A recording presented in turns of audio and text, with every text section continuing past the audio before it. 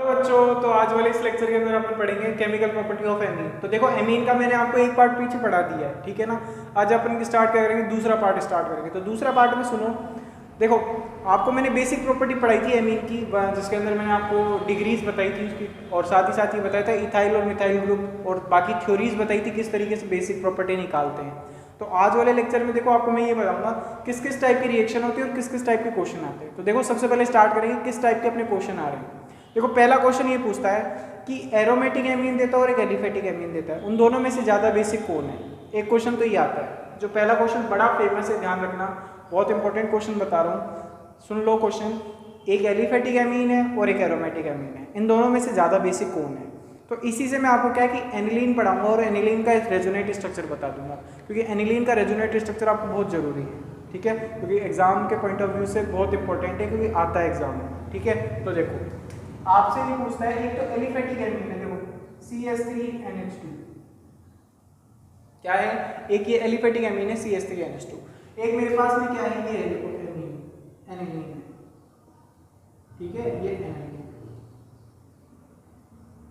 तो इस aromatic amine पे देखो लोन पेयर है और एक इस पे भी लोन पेयर है, देखो इस पे भी लोन पेयर है। अब ऐसे पूछता है कि इन दोनों में से ज्यादा बेसिक कौन है, ये क्वेश्चन आता है, बहुत ज्यादा पूछा जाता है, ये आई बात समझ में। तो क्वेश्चन में आप सुनना क्या है, देखो बेसिक वो होता है या लुईस बेस वो होता है जो लोन पेयर इजीली डोनेट करते हैं। आपको जैसे पिछले लेक्चर में मैंने बताया था, ठीक है, जो पार्ट 7 आया था उसके अंदर मैंने आपको ये बात बताई थी, बस यही यहाँ पे ध्यान रखना। अब आपको मैं एक चीज़ बताऊँ, तो होता क्या है, जैसे आपका क्वेश्चन ये बोल रहा है एक एलिफेटिक एमीन है, तो एलिफेटिक एमीन ये है, ये एरोमेटिक एमीन है, इन दोनों में से ज़्यादा बेसिक कौन है, ये क्वेश्चन है, ठीक है। अब सुनना, ये रेजोनेंस स्ट्रक्चर दिखाता है कौन, एनिलीन। तो सुनना, एनिलीन के अंदर जैसे आप जाओगे तो देखो NH2 इसका लोन पेयर, बात आती है समझ में। तो ये जो लोन पेयर है ये पूरा का पूरा कहाँ, रिंग के अंदर चला जाता है, आई बात समझ में, किस में चला जाएगा, रिंग के अंदर। और जब ये रिंग में जाएगा तो देखो ये वाला बॉन्ड इधर घूम जाएगा, बात आती है समझ में। तो ये इधर घूमते ही सुनना क्या बन जाएगा, ये इधर और इस पे नेगेटिव, और ये हो गया आपका MnH2, तो इस पे आ गया पॉजिटिव और ये डबल बॉन्ड। देखो एनिलीन का रेजोनेट स्ट्रक्चर आपको आना चाहिए, ठीक है। आपसे एक नंबर में क्वेश्चन भी ये बनवा सकता है, एक क्वेश्चन ये भी है कि रेजोनेंस स्ट्रक्चर बनाओ, ठीक है। तो आपको ये ध्यान रखना है, एनिलीन का NH2 वाला जो ग्रुप है वो रिंग के अंदर जाएगा, रिंग के अंदर जाने पे डबल बॉन्ड आ जाएगा, डबल बॉन्ड जब आएगा तो उस पर तो पॉजिटिव चार्ज आ गया, और फिर ये वाला इलेक्ट्रॉन घूम के यहाँ पे नेगेटिव आ गया। बोलो आती है बात समझ।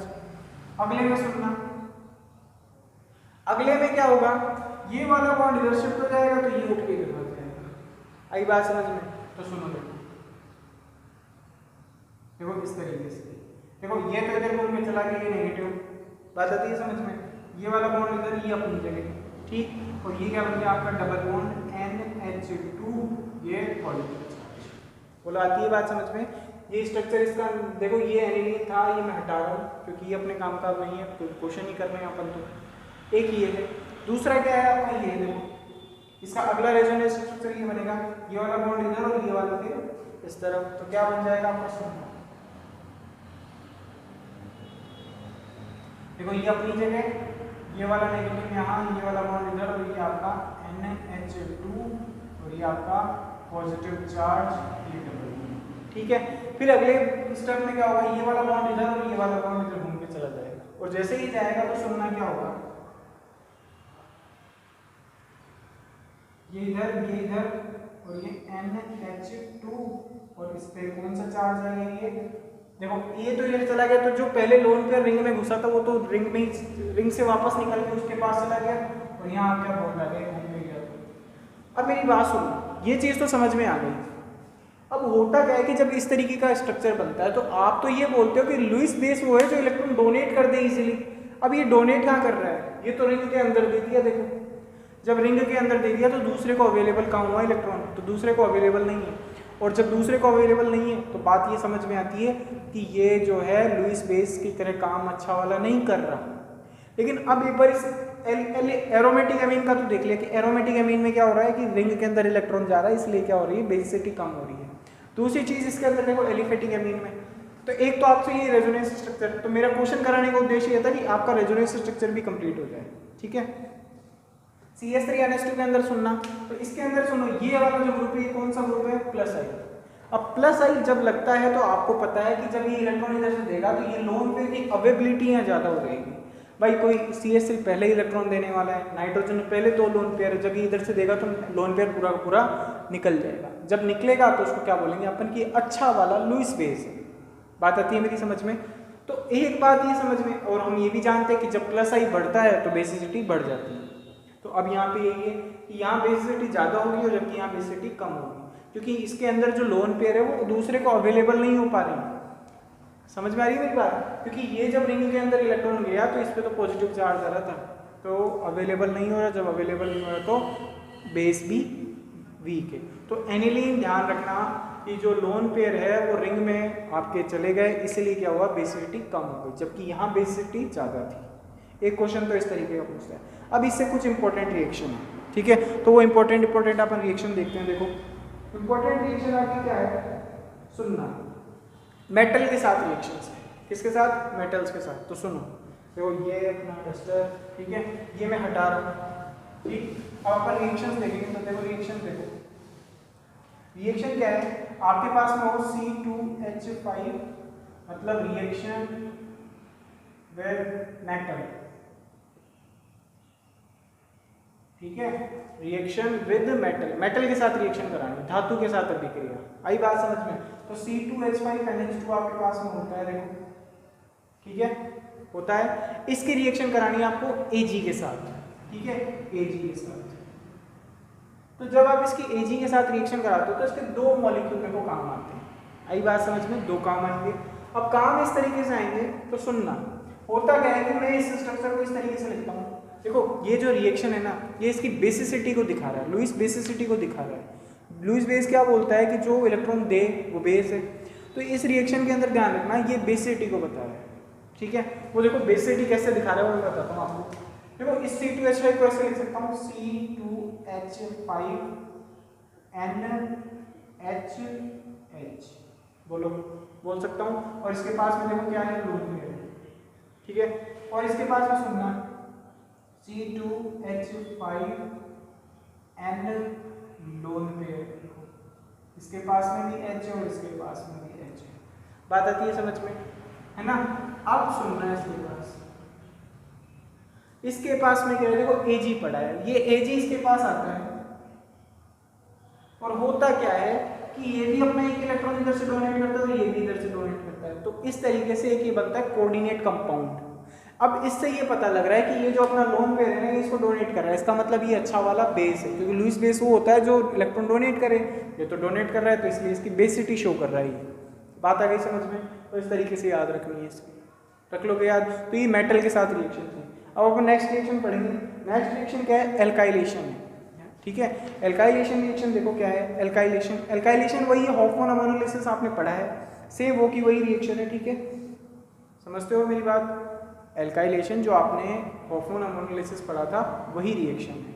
आपको मैंने पीछे हॉफमैन अमोनोलिसिस पढ़ा रखा है, आप वहाँ जाके देख सकते हो, ठीक है।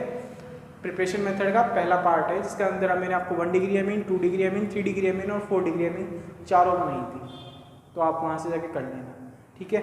उसके बाद में सुनो, एसाइलेशन है, ठीक है। एसाइलेशन में क्या है, एसाइल के साथ रिएक्शन कराएंगे, एसाइल क्लोराइड के साथ। तो सुनना, तो देखो किसके साथ रिएक्शन करेंगे, एसाइल क्लोराइड के साथ। तो सुनना, एसाइल क्लोराइड के साथ किसके साथ रिएक्शन है, एसाइल क्लोराइड के साथ। तो सुनना, एसाइल क्लोराइड आपका ये होता है RC+OCl, ये आपका क्या है, एसाइल क्लोराइड है। इसकी रिएक्शन आप किसके साथ कराते हो, RNH2 के साथ, ठीक है। RNH2 के साथ जब आप इसके रिएक्शन कराते हो तो होता है क्या, इसको इधर लिख लो, देखो समझ में ज्यादा आएगा। RNH2 के साथ जब आप इसकी रिएक्शन करा रहे हो तो इसका तो एक H और इसका एक Cl, दोनों निकल जाएंगे। और जब दोनों निकल जाएंगे तो सुनना क्या बन जाएगा, RC+ONHR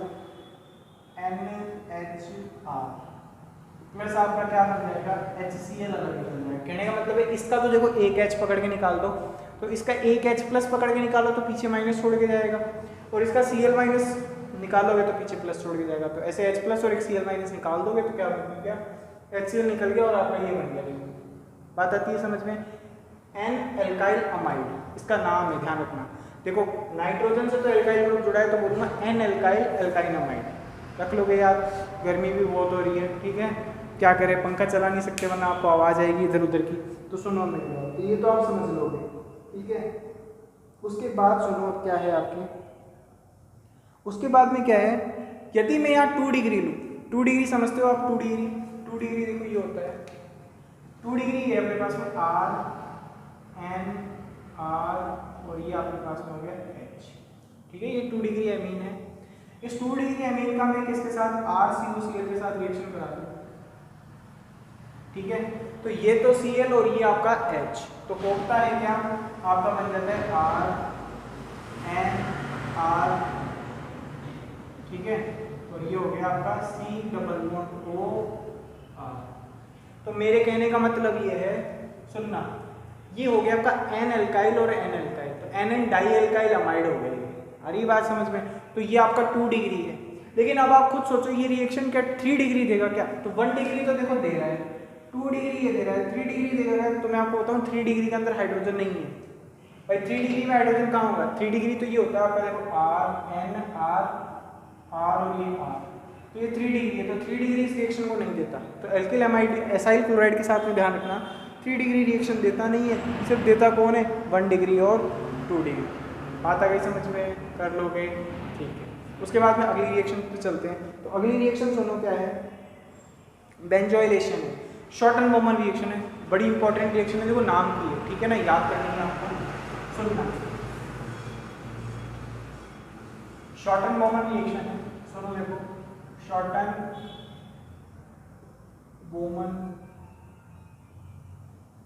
रिएक्शन, कौन सी रिएक्शन है, शॉर्ट एंड बॉमन रिएक्शन। अब शॉर्ट एंड बॉमन रिएक्शन देखो क्या है, जब भी आप किसी बेंजोइल क्लोराइड, देखो इसको बेंजोइलेशन भी बोलते हैं, क्या बोलते हैं, बेंजोइलेशन, याद रखना आप, इसको बेंजोइलेशन भी कहा जाता है, ठीक है, बेंजोइलीकरण हिंदी में बोलूँ तो देखो इसके अंदर करोगे क्या है, एनिलीन ले लो इस तरीके से, ठीक है, एक ये क्या ले लो यहाँ पे एनिलीन ले लो NH2, इस एनिलीन की रिएक्शन कराओ आप इसके साथ CH3 C≡O के साथ, है ना, या फिर एक काम करो आप यहाँ पे C6H5 ले लो, ठीक है, ये ले लो आप C6H5 C≡OCl, बेंजोइल क्लोराइड ले लो, इसको बेंजोइल क्लोराइड बोलते हैं, याद रखना।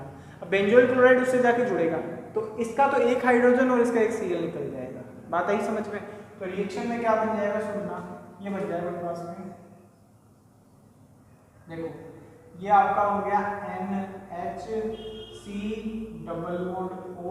और ये हो गया आपका C6H5, आई बात समझ में। तो देखो n alkyl, sorry n phenyl, इसका नाम बता रहा हूँ मैं IUPAC क्योंकि बड़ा जरूरी है, या आप इस मेरे को इसका नाम बताओगे, हैं, चलो आज आप ही से पूछते हैं ना, तो इसका नाम आपको कमेंट बॉक्स में लिखना है, आई बात समझ में, पता तो लगे पढ़ कौन कौन रहा है, क्योंकि मैं वीडियो भी अब एक दिन छोड़ के एक दिन डाल रहा हूँ, आपके पास देखो वीडियो कंटिन्यू आएगी।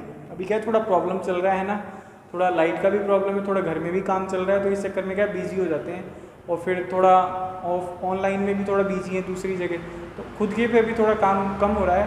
आपको वीडियो कंटिन्यू आएगी, आप चिंता मत करो, 1-2 दिन लगेंगे, उसके बाद कंटिन्यू जैसे पहले चल रहा था वैसे ही आएगा।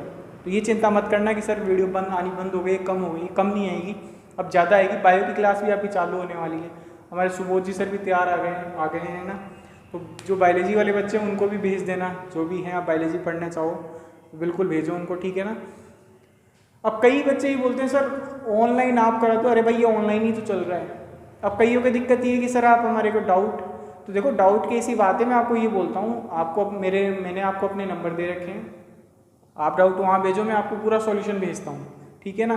कई बच्चे इसलिए नहीं पढ़ रहे कि सर हमारे डाउट कंप्लीट नहीं होते, अरे भाई डाउट के लिए आपको बोल रखा है, आप मेरे को व्हाट्सएप कर सकते हो, आपको नंबर दे रखे हैं मैंने, जो मेरे से पढ़ रहे हैं, ठीक है ना, आप भेज सकते हो, नहीं तो कमेंट बॉक्स में लिख दिया करो जो भी डाउट हो। अब आप बोलोगे नहीं तो मुझे कैसे पता लगेगा, अब आप लोग तो अपने आप ही मान लेते हो कि सर डाउट बताने के नहीं है, तो एक चीज़ ये तो सोचो, जब आप लिखोगे ही नहीं तो मेरे को कैसे पता लगेगा कि हाँ इस बंदे को ये डाउट है, ठीक है, तो डाउट का खुद लिख दिया करो और इसका कमेंट बॉक्स में आपको नाम लिखना है आज, ठीक है। इस रिएक्शन को बोलते हैं शॉर्टन बॉमन रिएक्शन, बेंजोइलेशन बोलते हैं। बेंजोइलेशन सुनना क्यों बोला, क्योंकि बेंजोइल ग्रुप ले जाके मैं इसमें जोड़ रहा हूँ, देखो तो बेंजोइल ग्रुप जब जोड़ रहा हूँ तो इसको मैंने बोला फिर क्या, बेंजोइलेशन। बात आ गई समझ में, कर लोगे तो ये आपका काम हो जाएगा।